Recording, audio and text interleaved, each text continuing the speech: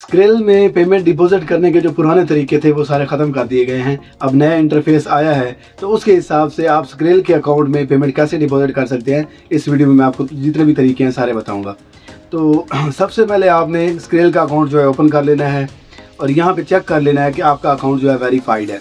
यहाँ पे इसके ऊपर क्लिक करेंगे आप, तो आपके पास ये अकाउंट लिमिट जो है वो अनलिमिटेड होनी चाहिए और विथड्रॉवल्स जो है वो अवेलेबल होने चाहिए, यानी कि ये दोनों ऑप्शंस जो है आपके ग्रीन होने चाहिए।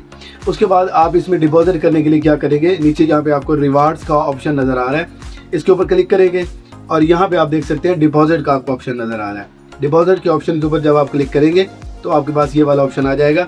अब यहाँ पे आप करेंसी सेलेक्ट करेंगे। पहले ऐसे होता था कि यहाँ पे आपको पाकिस्तानी रुपीज़ में भी डिपॉजिट का जो ऑप्शन था वो अवेलेबल होता था, लेकिन अब वो ऑप्शन जो है वो ख़त्म हो चुका है। अब सिर्फ और सिर्फ आप US डॉलर में डिपॉजिट कर सकते हैं या बाकी जो करेंसीज यहाँ पे लिस्ट दी हुई है वो आप चेक कर सकते हैं। तो हम क्या करेंगे, हम US डॉलर सेलेक्ट करेंगे और अब नीचे हम सेलेक्ट पेमेंट मेथड के ऊपर क्लिक करेंगे।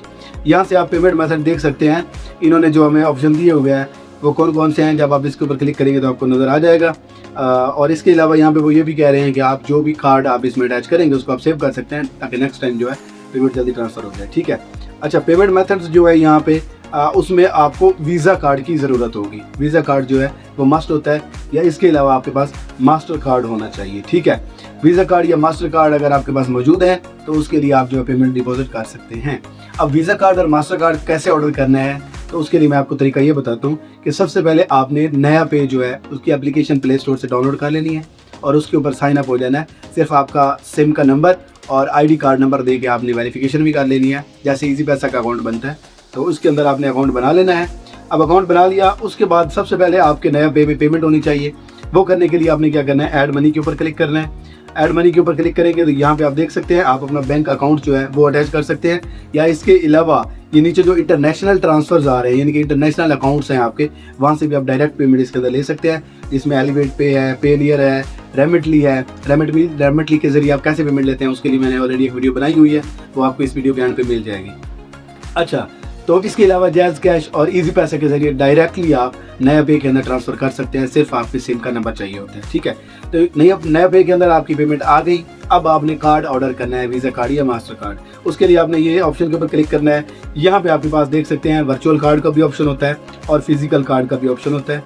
वर्चुअल कार्ड में आप जो है स्पेडिंग कंट्रोल कर सकते हैं, इसके अलावा इसका डिज़ाइन वगैरह चेंज कर सकते हैं, कलर चेंज कर सकते हैं और इसके अलावा यहाँ पे आप इसको फ्रीज़ भी कर सकते हैं। ठीक है। फिजिकल कार्ड में भी आपके पास मल्टीपल ऑप्शंस होते हैं। इनकी आप जो है ट्रांजैक्शन जो है वो ऑफ़ कर सकते हैं, ऑनलाइन ट्रांजैक्शन ऑफ कर सकते हैं। इसके अलावा ATM के अंदर भी आप विड्रॉ ले सकते हैं और ये कार्ड आपको दोनों जो हैं बिल्कुल फ्री मिलते हैं। फ्री डिलीवरी होती है आपके घर के दरवाजे तक। ठीक है। अच्छा, तो आपने यहाँ से अपना कार्ड ऑर्डर कर देना है। जब आपके पास ये कार्ड आ जाए तो इसमें आपके पास जो ऑप्शन आते हैं, CVV नंबर होता है, इसके अलावा कार्ड का नंबर होता है, एक्सपायरी डेट होती है और ये कोड होता है। ठीक है। ये सारी चीज़ें आपने स्केल के अंदर लिखनी है और आगे पेमेंट सेलेक्ट करके आपने डिपॉजिट कर देना है। ये तरीका था वीज़ा कार्ड का। अब दूसरा तरीका जो है वो हमारे पास है सादा पे के जरिए। सादा पे का भी अकाउंट उसी तरह है जैसे नया पे का या इजी पैसा का अकाउंट होता है, और इसमें भी आप क्या करेंगे, इसमें आप सादा पे का अकाउंट डाउनलोड करेंगे, उसके अंदर वैसे ही अकाउंट बनाएंगे, अपना सिम का नंबर इस्तेमाल करते हुए और अपना जो है ID कार्ड का नंबर इस्तेमाल करते हुए वेरिफिकेशन करेंगे।